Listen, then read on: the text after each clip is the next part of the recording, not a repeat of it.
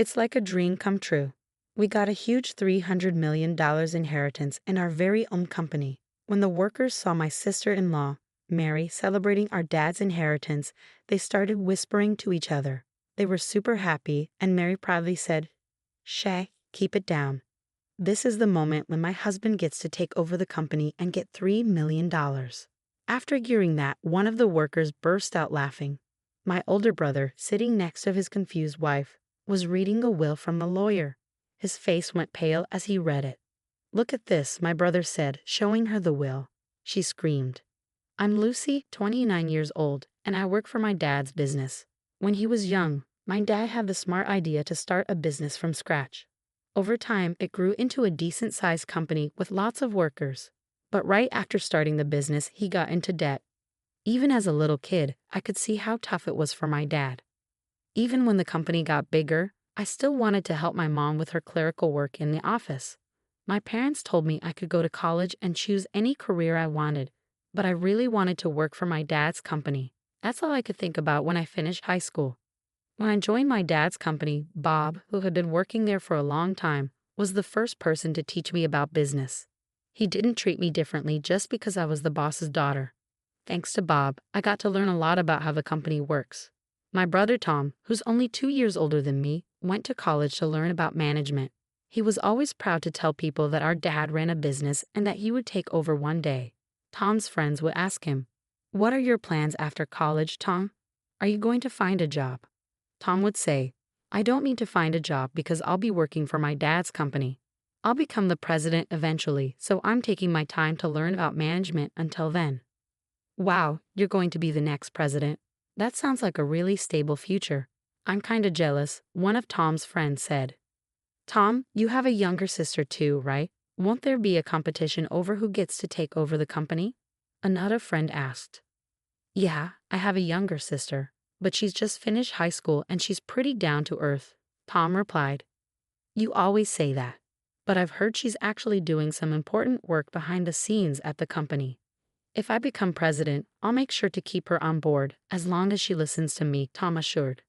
My brother was spending a lot of money and having fun, pretending it was all part of learning to be a business manager. He knew that if he acted well, he'd have lots of friends around him, and being the next president of the company made him popular with women who wanted to date him. He ended up marrying Mary, who was very flashy and attractive. They had a fancy wedding, went on a luxurious honeymoon overseas, built a big mansion, and started their life together. He said he did all this to look good as the future president of the company. Mary seemed happy with Tom. He listened to her and let her enjoy all the fancy things in life. "I doubt she'd want a life like mine, where I work with my mom behind the scenes in my dad's company," I told someone. "Lucy, you don't seem like the CEO's daughter. You don't act like you're the president's daughter," she said. Mary would often laugh at me when we saw each other at family events. "I prefer a simpler life," I said. She looked at me like she felt sorry for me. "I pity you for being the president's daughter but not knowing how to spend money.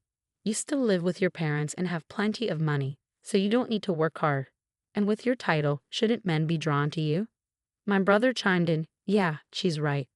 Lucy's always been so humble. People wouldn't even guess her dad's the president. She treats everyone like equals. It's surprising. I still have a lot to learn in my job. Many of my colleagues are better than me, so I can't act like I'm the boss," I argued. But my brother looked shocked. "That's why you're not useful. A boss needs to stand out so they're respected by their team. Let others handle the simple tasks. It seems like only Dad and I are the bosses around here. You shouldn't belittle your team, no matter how powerful you are." Before I could reply, my brother interrupted me, looking annoyed. "A woman who's too logical isn't attractive to men." Then Mary joined in. "If you keep talking like that, you'll never find a husband. You should try to be more appealing, don't you think, Tom?" "Yeah, well, when I become president, I might just fire a humble employee like you," Tom said. After that, my brother and Mary said their piece and left quickly. My mom, who had stayed quiet during all of this, comforted me after they left. She said, "You're doing great work for the company, which really helps me and your dad. Don't let what Tom says bother you." My dad nodded, looking serious. They had already told my brother to his face that they didn't like his ideas. But after that, My brother and Mary got upset and didn't come to our house for over a month. I remembered how gloomy it was during that time, so I told my parents, Tom and Mary can say whatever they want.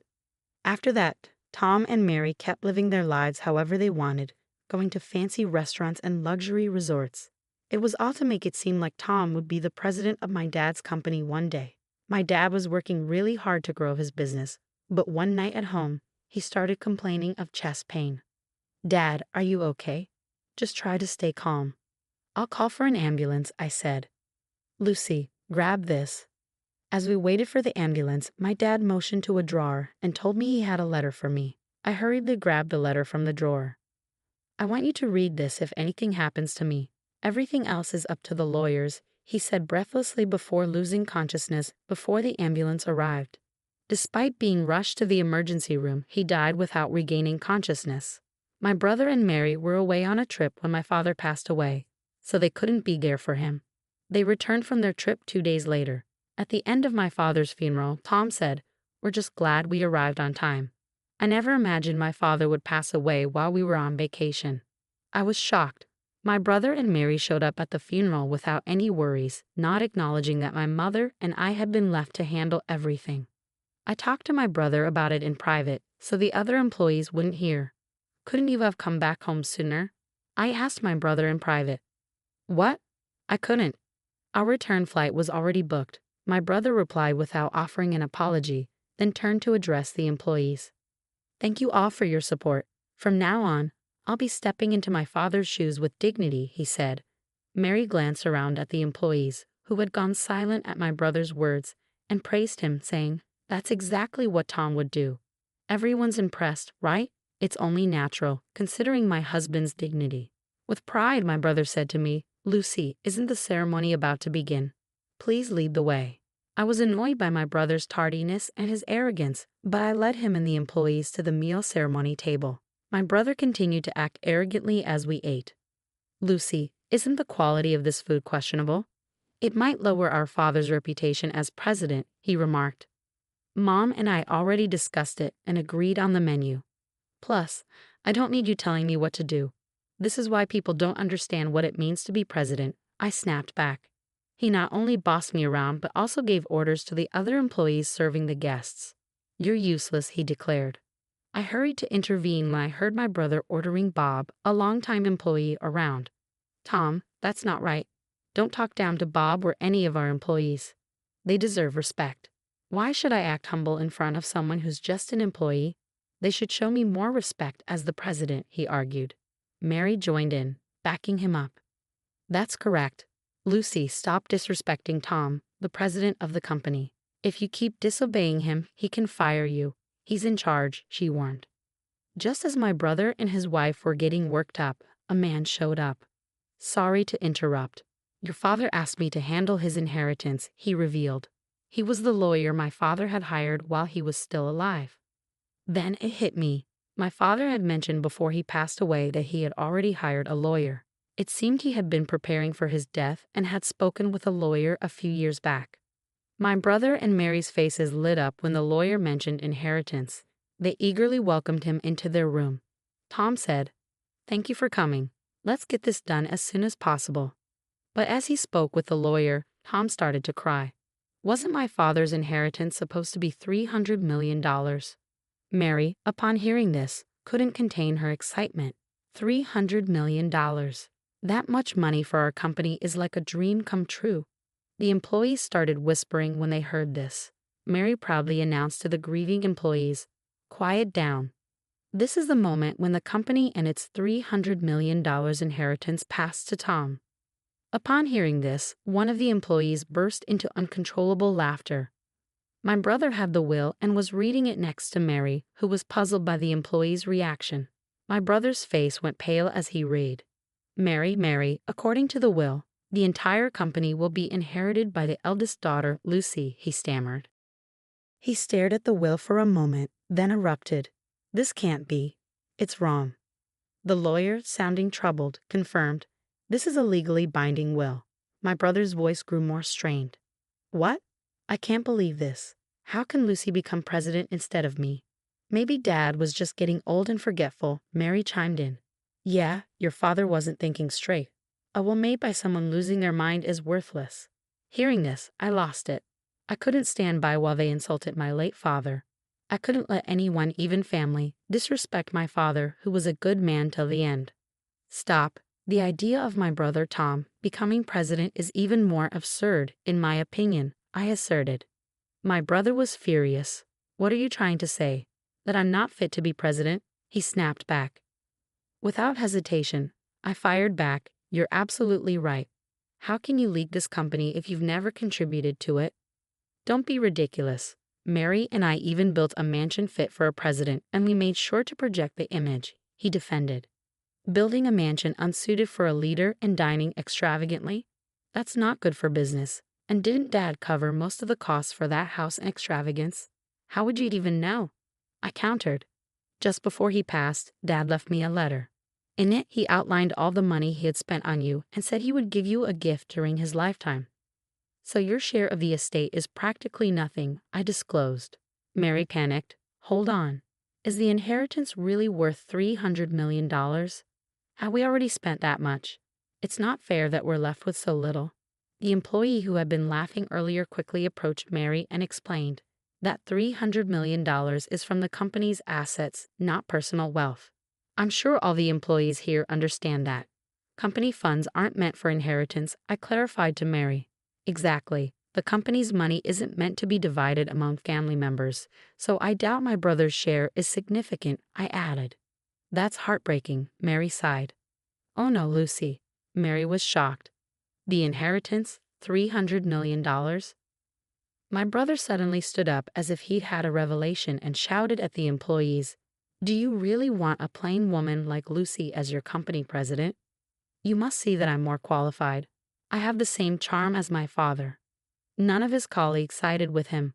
Bob took the lead and spoke to my brother. Your father, the one you're succeeding, was a charismatic founder of this company, but you and he are different. What you have is arrogance, not charisma. My brother flew into a rage when Bob calmly countered him. Tom, you may hold a position in our company, but us, the employees, hardly ever see you around. I don't have time for actual work in the company. I'm too busy networking with others. There's no time for menial tasks, my brother argued. Networking? Going on trips and partying all night? Is that what you call networking? That's hardly enough. Bob continued, meanwhile, Lucy's been putting in hard work every day, learning about the company while quietly handling her behind-the-scenes duties. I see the same dedication in her as I did in your father. Lucy is the right person for the job as far as all of us here at the company are concerned, Bob concluded. The other employees nodded in agreement. I was touched and responded, Thank you all so much. Honestly, I'm taken aback by this news, but having seen my father's passion for the company firsthand, I share the same dedication. I'm grateful for your continued support. The employees warmly applauded as I bowed deeply. Emboldened by their applause, I spoke firmly. Each one of you here is a valuable friend who has contributed to our business. Anyone who overlooks that isn't fit to be part of this company, let alone its president. Even the president can be fired by the employees. My brother grew annoyed upon hearing this. What are you talking about? I'm your brother. What are you even talking about? You were the one who said you'd fire me if you became president, brother. I reminded him. I can't keep paying a salary to an incompetent employee just because he's family. This is ridiculous. Can someone please help me out here? My brother pleaded for support from those around him, but all he got were cold stares from the employees. Seeing that nobody was backing him up, my brother and Mary left in a hurry. After that, Tom lost his job and relied on the small inheritance he received, but it didn't last long.